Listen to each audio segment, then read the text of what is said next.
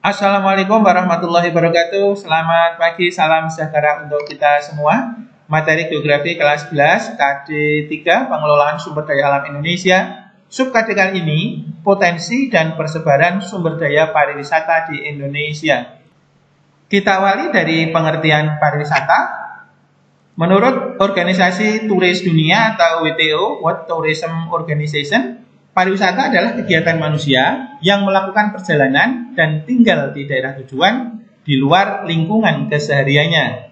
Sedangkan menurut pemerintah melalui Undang-Undang Nomor 9 Tahun 90 membedakan istilah wisata dengan pariwisata. Wisata adalah kegiatan perjalanan atau sebagian dari kegiatan perjalanan tersebut yang dilakukan secara sukarela serta bersifat sementara untuk menikmati objek dan daya tarik wisata.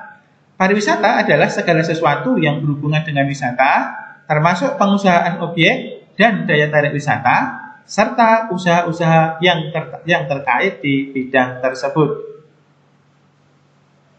Berikutnya kita akan membahas tentang jenis-jenis pariwisata.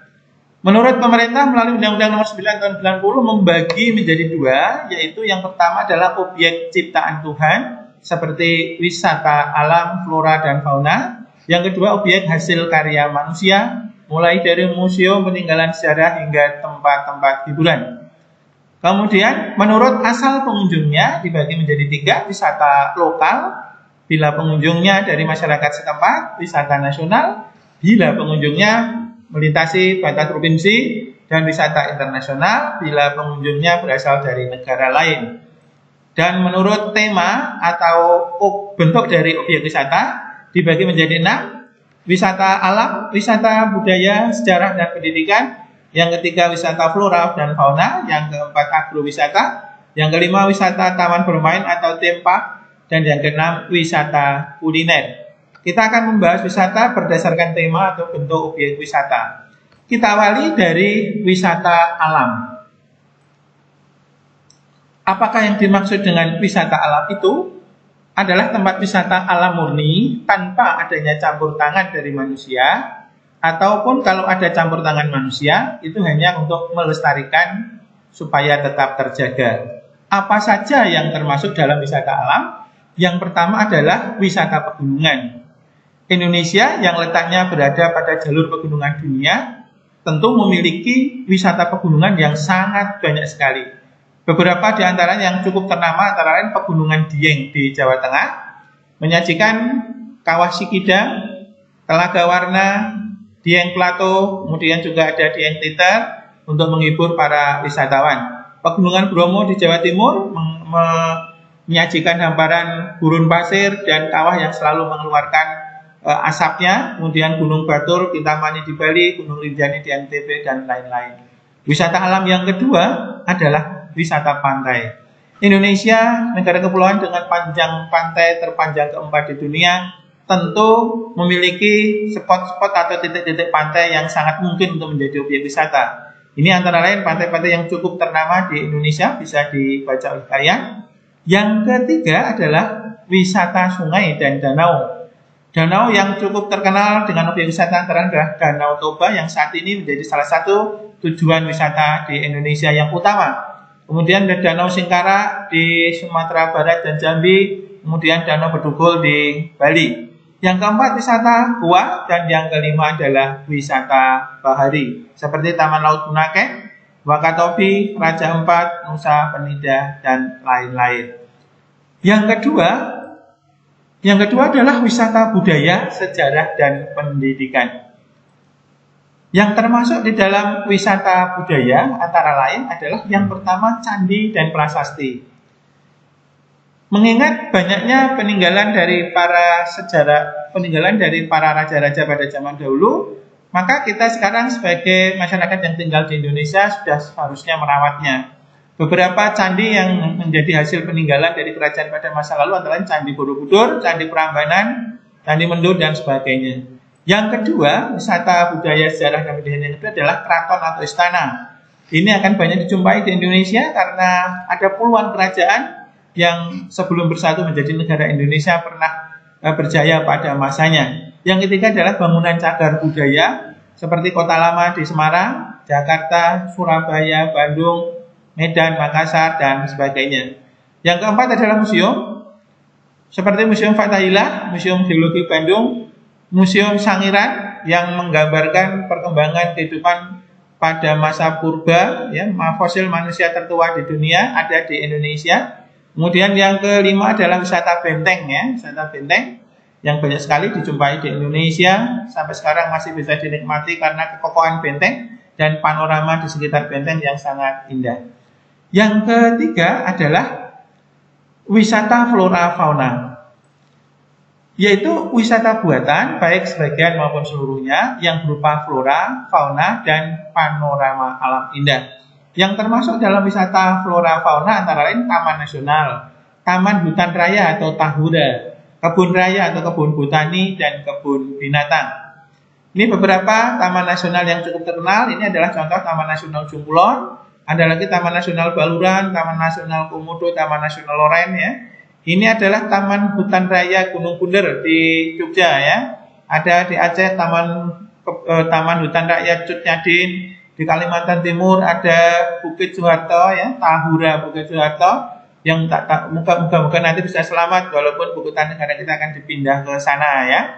Kemudian kebun raya Cibodas dan lagi kebun binatang. Ini saya ambilkan gambar adalah Jatim Park kedua atau Batu Secret Zoo.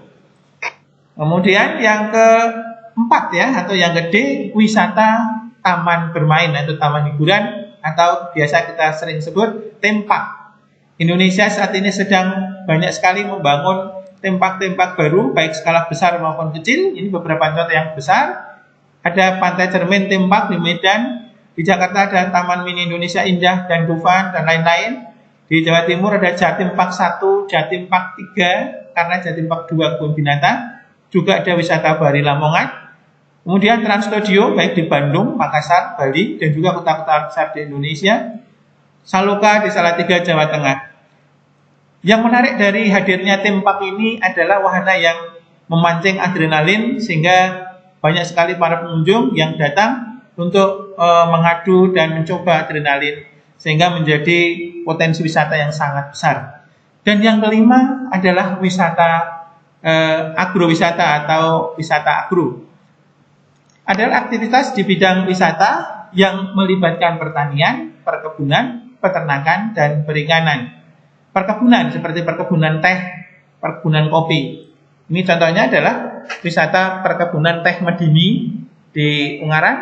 Kemudian juga ada yang melibatkan di bidang pertanian atau wisata agro pertanian, baik itu bunga, juga sayur, ya, juga tanaman pertanian yang lain seperti buah-buahan. Kemudian wisata agro peternakan. Ini contohnya di BPIB Malang, Balai Besar Inseminasi Buatan di Malang, yang juga sangat banyak mendatangkan wisata setiap tahunnya. Juga ada lagi di Cepogo Boyolali, Cimori baik di Jakarta, di Semarang maupun di Bogor, ya, bukan Jakarta, di Bogor, di Semarang maupun di Pasuruan. Juga ada wisata agro untuk di sektor perikanan. Kemudian yang keenam adalah yang tidak kalah menariknya dan biasanya akan dicari oleh bagi orang yang lelah setelah seharian berkunjung adalah wisata kuliner. Aktivitas manusia di bidang pariwisata yang menyediakan berbagai jenis masakan di berbagai daerah Indonesia. Biasanya yang disajikan adalah masakan tradisional, masakan modern, dan cara penyajian yang unik dari masakan tersebut. Ini beberapa contoh masakan tradisional, masakan modern, dan bentuk resto yang unik dan sangat membuat orang akan ingin terus untuk berkunjung ke resto-resto tersebut. Sekarang bagaimanakah perkembangan pariwisata di Indonesia? Perlu diketahui, pariwisata adalah masa depan Indonesia. Tahun 2019 mampu memberikan sumbangan kepada produk domestik bruto sebesar 280 triliun, sekitar 5,5%, dan menyerap 13 juta lapangan pekerjaan. Ini adalah sumbangan devisa terbesar kedua untuk besarnya di Indonesia. Dan berikut kita bisa saksikan perkembangan kunjungan wisatawan atau turis ke Indonesia dalam 4 tahun terakhir. Peningkatannya sangat luar biasa. Barangkali yang kuning target belum tercapai, tetapi tetap setiap tahun angka biru ini menunjukkan peningkatan yang besar. Dan tahun 2019 terakhir kemarin sebelum virus corona ada 16,1 juta pengunjung. Memang kurang memenuhi target 18 juta. Tapi angka ini cukup tinggi ya, karena setiap tahun peningkatan kita cukup besar. Dan 5 negara penyumbang turis terbesar ke Indonesia: Malaysia hampir 3 juta, Cina 2 juta, Singapura hampir 2 juta. Atau hampir separuh penduduk Singapura setiap tahun ke Indonesia. Australia 1,4 juta, Timor Leste 1,17 juta. Ini juga sama, di Timor Leste hampir tiap tahun orang Timor Leste ke Indonesia, baik untuk berbelanja ataupun hal yang lain.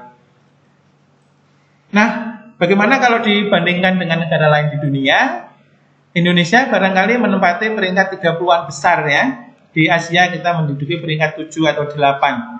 Dan negara Asia yang paling atas adalah Cina, disusul oleh Thailand, kemudian oleh Malaysia, Jepang, Saudi Arabia, Uni Emirat Arab, ya, kemudian India dan Indonesia, Singapura dan Indonesia. Melihat luasnya wilayah Indonesia, banyaknya budaya Indonesia, tentu Indonesia memiliki potensi yang sangat besar untuk bisa terus ditingkatkan pembangunan di sektor pariwisata. Semoga ke depan sektor pariwisata akan semakin banyak mendatangkan turis dan membuat lama tinggal orang luar negeri di Indonesia yang selama ini 8 hari dengan 15 juta rupiah pengeluaran tiap kunjungan wisata akan terus ditingkatkan dengan tujuan akhir untuk menyerap lapangan kerja yang lebih besar dan meningkatkan pendapatan nasional. Terima kasih atas perhatiannya, semoga bermanfaat. Wassalamualaikum warahmatullahi wabarakatuh.